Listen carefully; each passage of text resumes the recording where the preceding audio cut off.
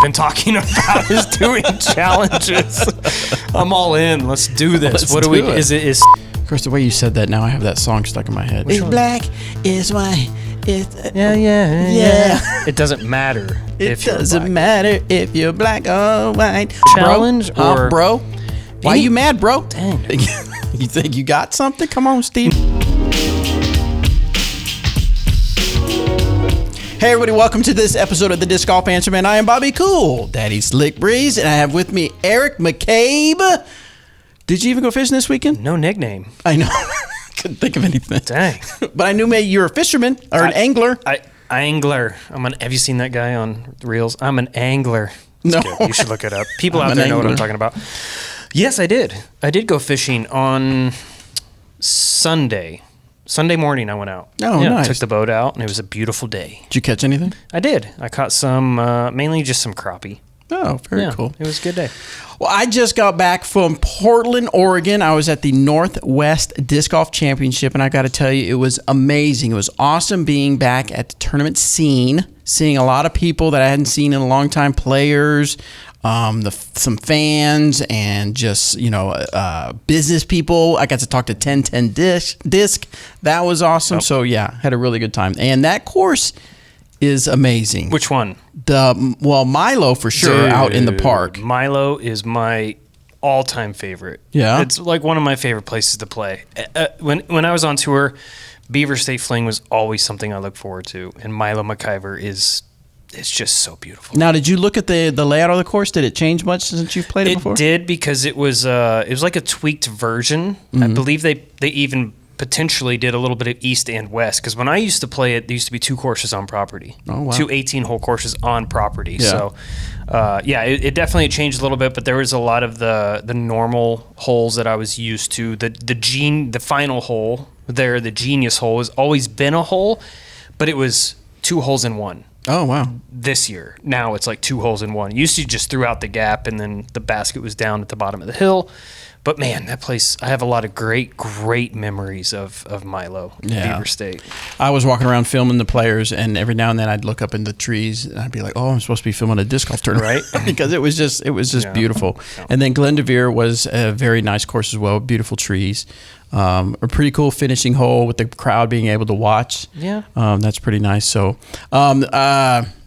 let's see. I've already really spoiled it on the Disc Golf Answerman Facebook group, so I don't know. spoiled what? Spoiled the ending. You the can't crazy spoil ending. it. I know. No spoils. No spoils. No. There's no spoilers in sports anymore. Right. Right. Like, I mean, come on. like, especially now. Like, I get that. Like, the argument 10 years ago when we Yeah. were doing this. Like, Yeah. I could see that, but like, no, not anymore. Well, I will say that when I made a post about it on the Facebook group, I didn't say exactly what it was, but I noticed that I saw the post. Right. But before, if I had done something like that, the backlash would have been crazy. Yeah. Like, oh my God, Yeah. you're spoiling it. But I think people have started to learn. But what did you think of the ending? I gasped. Dude, I'm telling you, you could feel the air just, it was, My heart hurts. yes. For Anthony. It was crazy. Hurts for AB. I mean, I know what it's like to be on the last hole with a lead and then lose. Like, every professional has done that before, you know, but to do it at that level, oh man, it's just, and then I feel bad for him, because he's going to think about this one for a while. I mean, there's people like some good points. There were on hole 18. There were some mistakes by both of them, but that's just the game, right? I mean, Totally. You could look back at. I mean, anyway, you could look can't- at it every can't come hole down they to play. one putt, right? Right. Yeah. It's just crazy that, and I was filming the crowd because I did a little vlog of us being there for the tournament, and I wanted to capture the final moments because I knew it was course. kind of close, and I'm just in the back of the crowd filming it, and I'm thinking I went to Casey White. I was like, hey, where are they at? Where are they at? What happens now if AB makes that putt? And he goes, they'll be at a playoff if he makes the putt, but if he misses it, then it's cannon. So I was like, oh my gosh. So I'm filming it, and I was at an angle where I saw the disc hit the basket. I heard the change, and in my mind, I thought, oh my God, a playoff. And then all of a sudden, I heard everybody, oh no. And I was like, what just happened? Oh God, it fell out the side. I was like, oh, I couldn't see it. And then everybody was just, it was crazy. Yeah, it sounds like it's 50-50 is what people are online thinking. Like, oh, it's a spit out. Oh, that basket's terrible. Yeah. And then the other half is like, no, that putt was right. I think even Gannon said he thought that the putt was a touch right on an elevated basket. They just don't catch on that side like that. To me, I watched it a handful of times, and I don't think it was a true spit out. I think it was one of those 50-50s that you throw it up. That particular spot on any basket, in my opinion, is a 50-50. Yeah. There's a chance it's going to catch it, but you may get pushed out the side as well, especially when it's elevated. Even some of the players at the end, as I was waiting to congratulate Gannon, they were over there talking about it, like replaying it, showing people where it hit, and it was just one of those. It just, you 50, just hate 50. that it has to end like that. Right. Though. I mean, even if it's close, you hate that it has to be, questionable. I guess.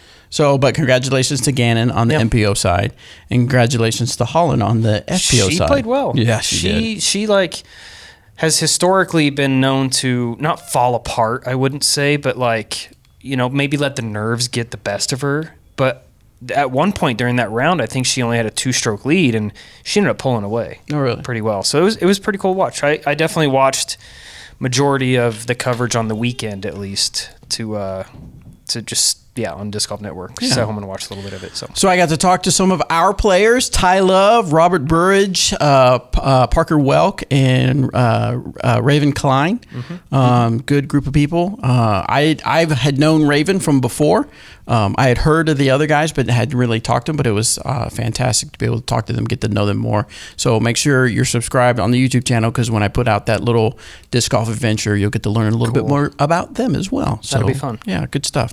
All right, so we have a lot of questions, but right before we get into the questions, you might be asking, here's my question. How do I send in a question? You can go to discgolfanswerman.com, and you'll see a link to submit your questions, and you'll see links to the video feed and then the audio feed. Now, some of you have been asking, hey, Bobby, how come I'm not getting my RSS feed for audio? They're not able to find the show. Okay, so whether this was a good idea or a bad idea, what I did, when I left Dynamic Disc, I created my own feed that was the Disc Golf Answer Man. Then I was doing something a little bit different and decided to kind of rebrand and went with Cool Daddy Disc Golf. So that has its own podcast.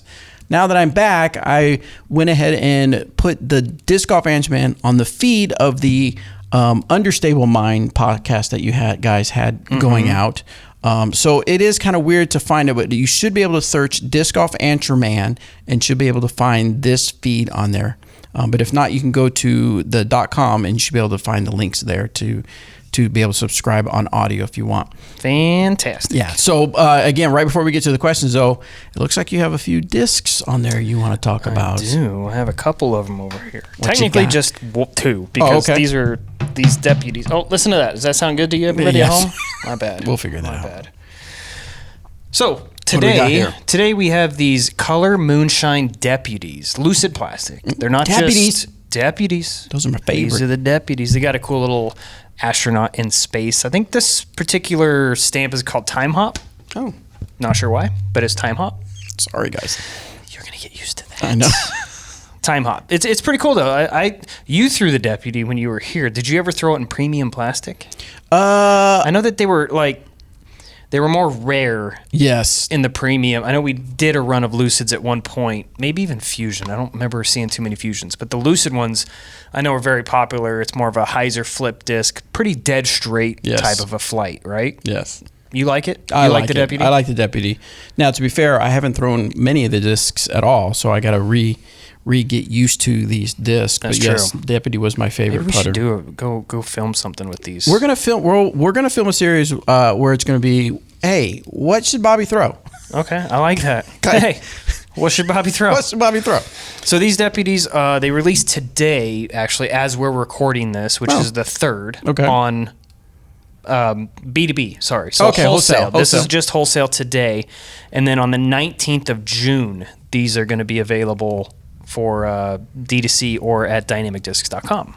They feel good, that's for sure. They do. People have been asking for some premium deputies, so pick one of these bad boys. And that one's a glow one. They all are. I'm stupid. Color Moonshine. Color Moonshine. Even those guys how long glow. I've been out of I need to do a video. So we have blue, just so you audio listeners, we have blue, yellow, and your normal, white glow, whatever you want to call that. Next up is something I am kind of pretty excited about, at least the series of them. These are on Vandals. This releases this coming Thursday, which is the 5th of June. And they are on Vandals, as I mentioned, but it is a Father's Day gift. And it is part of our coloring book series. So, any moms out there listening that want to get their husband something, this is the perfect thing. Buy this disc, get it now, have your kid color it. It could be, personalized however you want to do it. I just think that the coloring book series is something pretty cool. We've got a handful of different molds and different designs on our website now, and we wanted to do something special for the dads because we did something special for the moms last month. So, Father's Day gift, pretty easy.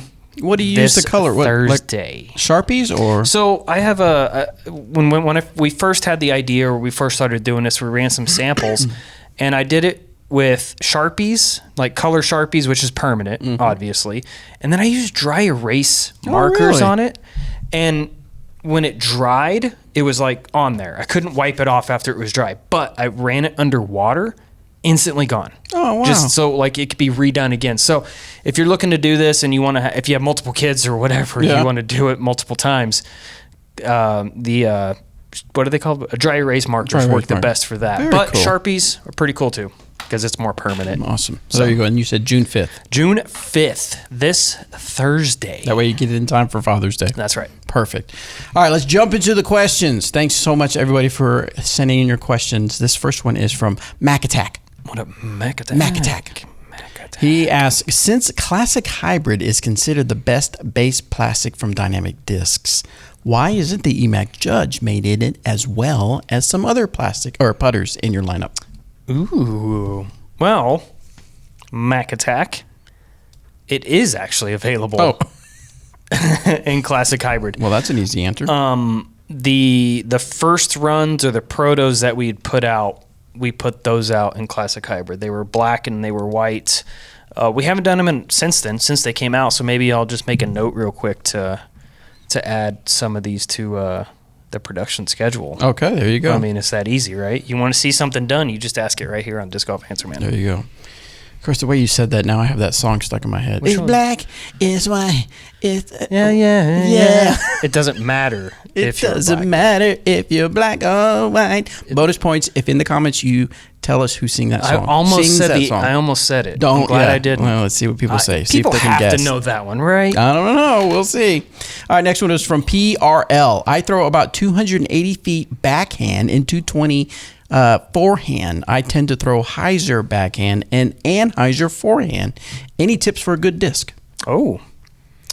So throwing around 280 feet, man, a handful. This is in your ballpark. Kinda. I mean, it's pretty close to where you're throwing. Kinda. And the two discs that come to mind instantly. I throw farther, but yeah. Well, it's in your realm. I know. It's in your. Yeah. The two discs that do come to mind are the Escape. Yes.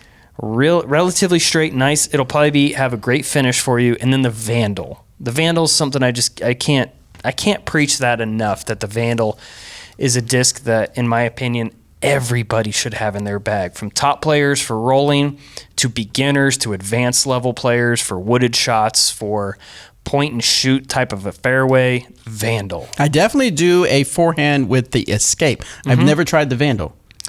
I don't know if the forehand would work as well for a Vandal, depending on how does the Escape fly as a forehand for you? Like this.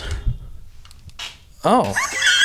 Well, then maybe you should try the Vandal if the Escape is doing that. No, it actually goes nice and straight. And I know a lot of people say control, it's a controllable whatever, but it does feel like it's controllable. I'll be honest. Oh, please do. I will be honest. I've played numerous rounds of disc golf with Bobby Cooled out of Slick Breeze. I don't know that I have ever seen you throw a forehand. Oh, really? You say I don't throw forehands a lot. I don't know that I've ever seen you throw a forehand. I don't throw them a lot, but when I do, it is the Escape, and it is one that people have said, "Oh, you can throw forehand." Maybe we should do a Bobby versus EMAC forehand challenge video sometime. Well, you're coming up with all the challenges. By the way, let's do it. We haven't heard from you, Latitude. That's right, because they're 64. scared. So anyway, yeah, we'll have to do that so we can see who can actually do the best on the forehand. But so they escape and see who can mess up their have shoulder and elbow. Yeah, more ice on their shoulder that evening. so the Vandal's better for the backhand. Yep. The Escape's better for the forehand. Your forehand if you're throwing those distances. Perfect. All right, next one is from Kyle. With the addition of the heist, treason, and motive filling gaps on the understable side of the dynamic lineup this year, are there plans to explore more overstable discs next year? Thank you, Disc Golf Answer Man. It's a good question. I mean, I'll just be frank. I haven't really. I'll be Ted. Okay, Frank and Ted. I haven't really considered next year. Oh, really? We haven't really thought that far ahead. I think right now we're just kind of focusing on the moment, and that doesn't mean we can't be considering this stuff here very soon, which, we're already halfway through this year. So it is time to start processing beginning of quarter one next year and seeing what molds we want to release and all that. I don't know that with kind of the direction dynamic is going, if we want or need to have an emphasis on like for instance, you said this year we came out with 3, I'd say 2 for sure understable molds. I wouldn't consider the heist an understable mold. I'd say for some people, yes, but majority of people, it's not understable by any means. And the direction that dynamic is going, I don't know that we necessarily need to come out with 3 overstable molds, right? I mean, when we already kind of have what do we have right now that's overstable? We've got the General that's overstable. We've got the Enforcer, the Defender. I mean, the Trespass is overstable for a lot of people. So not to say that, no, we won't focus on overstable discs in the future, but I doubt that you'll see multiple overstable molds come out in the calendar year from us. Okay. Is that fair? Yeah, that's fair. All right, let's go to Steven, Bobby, and EMAC. How do you guys feel about open challenges, whether it's doubles, Bobby and EMAC versus a doubles team, or singles, Bobby versus EMAC versus player? I mean, bring it. I don't think we really want to do challenges. Why? I mean, that's all I've been talking about is doing challenges.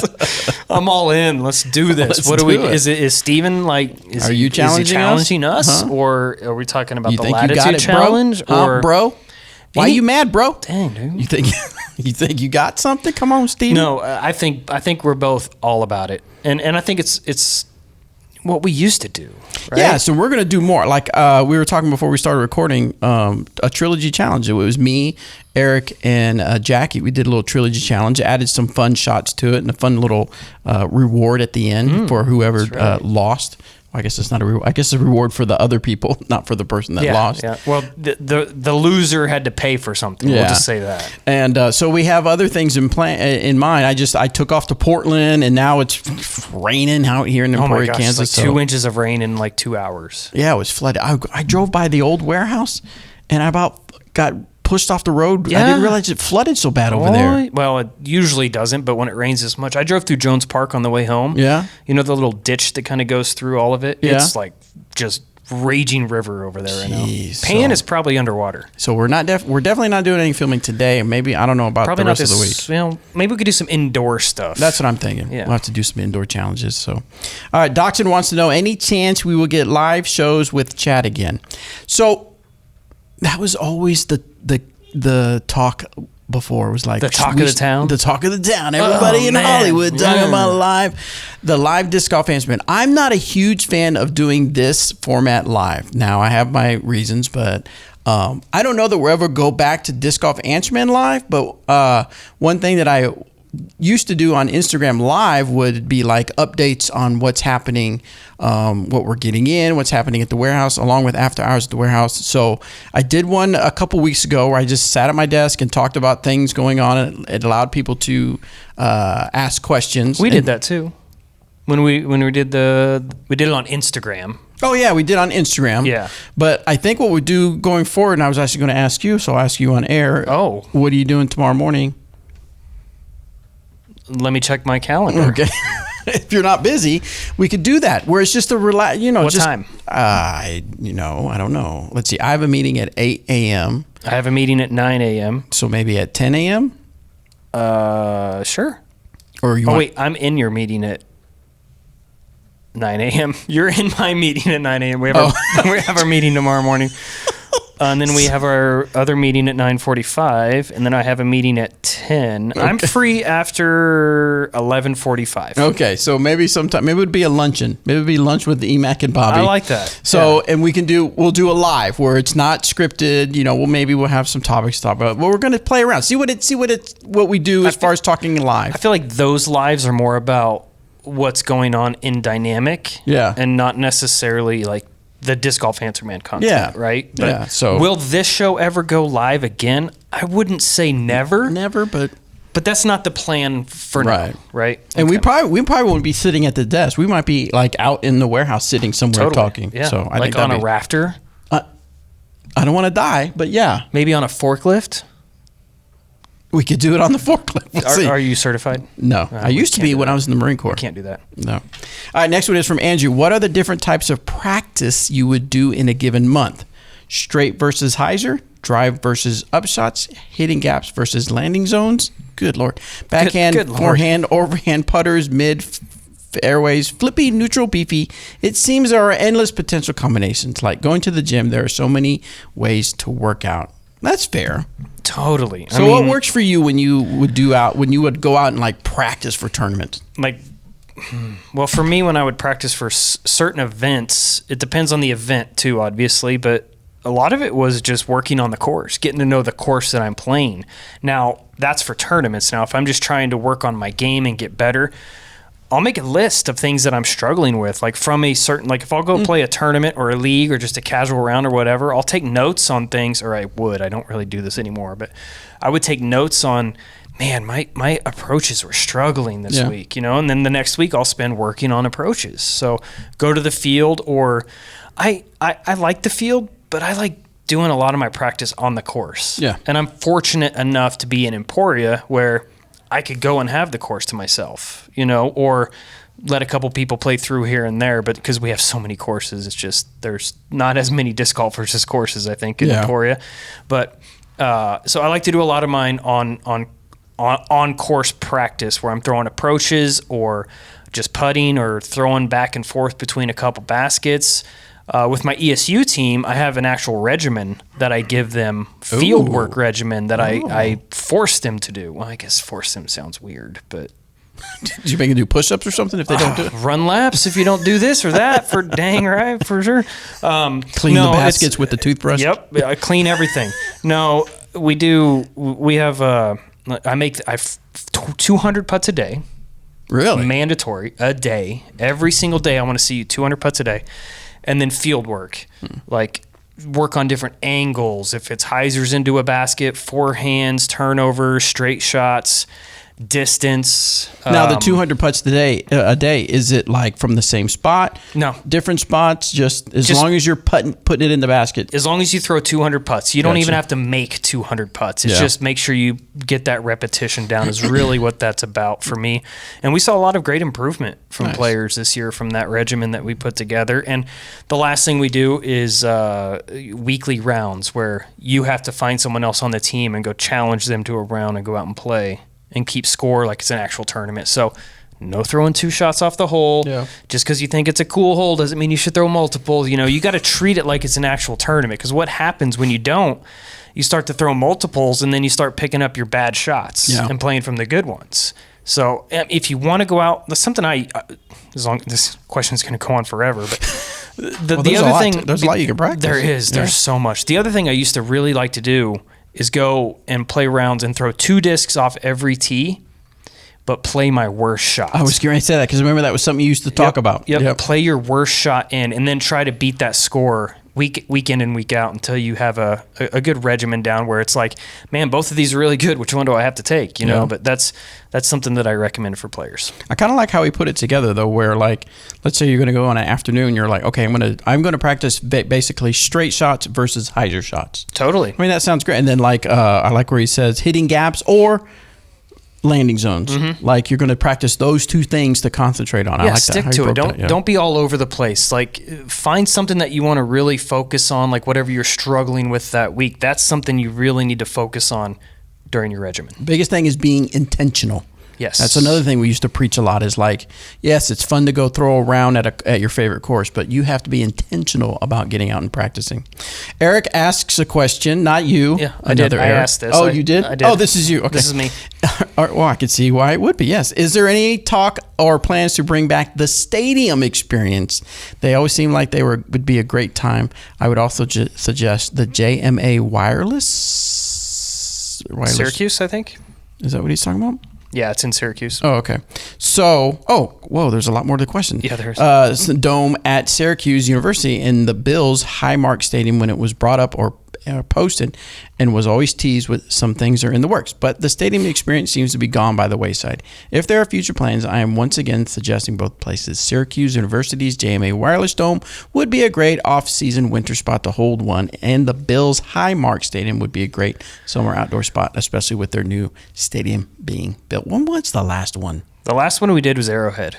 We did them back-to-back years. 3 years ago was the last one we did at Arrowhead Stadium in Kansas City. Was I at that one?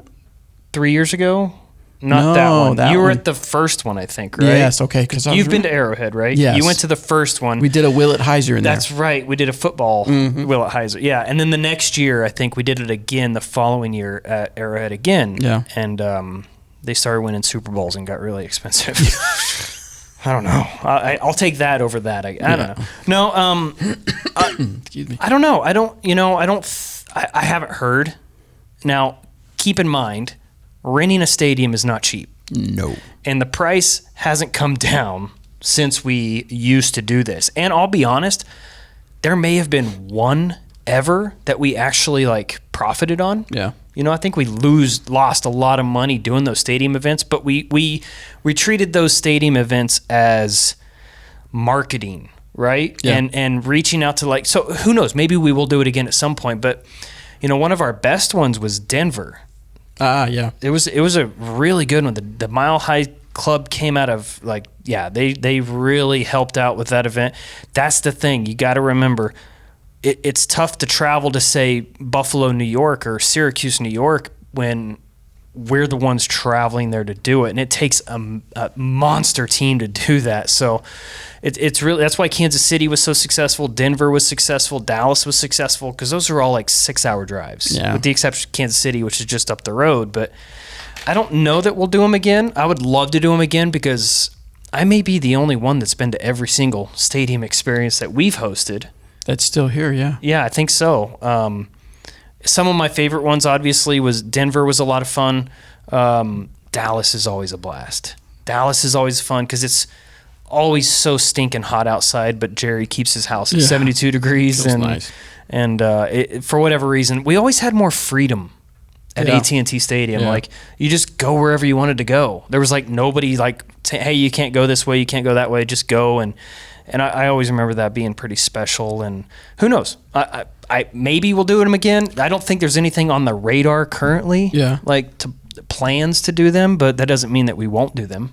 I remember the rain at the Titan Stadium. Oh, Tennessee, that's all it did. I remember J. Ray just dumping buckets of water out of his disc pins and it was pretty that was the only time we had bad weather during a stadium experience. Yeah, and then I think we kept making remarks, oh my God, the next one we're going to go through a covered dome. We're not going to do open and then whatever. But and then I also remember the DJ was playing music over the loudspeakers or whatever, and he started only playing rain and storm related songs. Yeah. Like November Rain. Thunder by Imagine Dragons, and everything had something to do with rain or storms. That was hilarious. All right, let's jump to Tommy. Tommy says, how's the future looking for the General? Are you looking for insurance? Yeah. You can save some time. Now I forgot the slogan.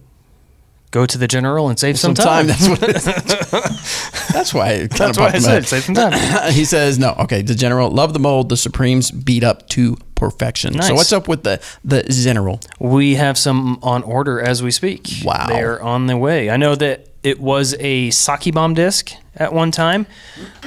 We've kind of shifted gears on it, and it will be just a regular Dynamic Disc General at this point moving forward. So we have some coming. We have a couple companies, I'm not going to say who they are, at this time, but we do have a couple like retailers that are ordering some to do some custom stamping on and sell them as well. So they're going to be pretty available here within the next month or two.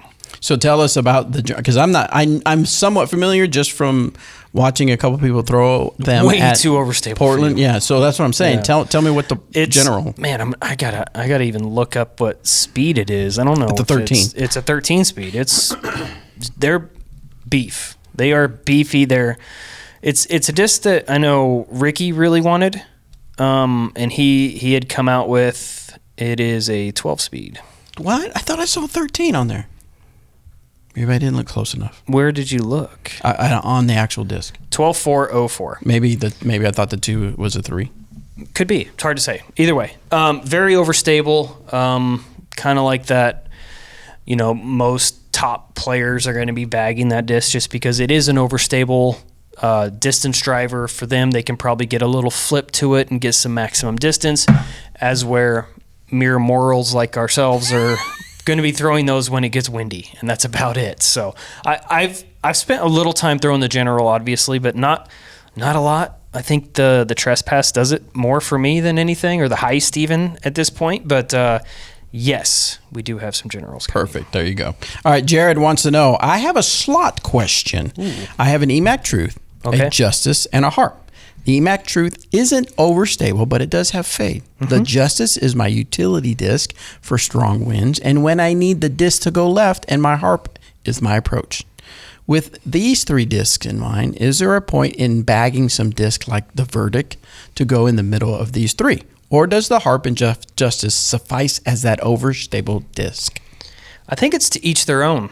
Yeah. If you want to bag another disc, then absolutely get a Verdict would be that next disc to put in that slot. But I'm a mold minimalist, so I don't like to carry a lot of different molds. Yeah. I like to keep it pretty simple, and I like the similar feel. So for me, I have the EMAC Truth, which is my just point and shoot straight mid, and then understable wise, I just kind of have some beat up ones in there, and then for overstable, I'll even go up to a driver.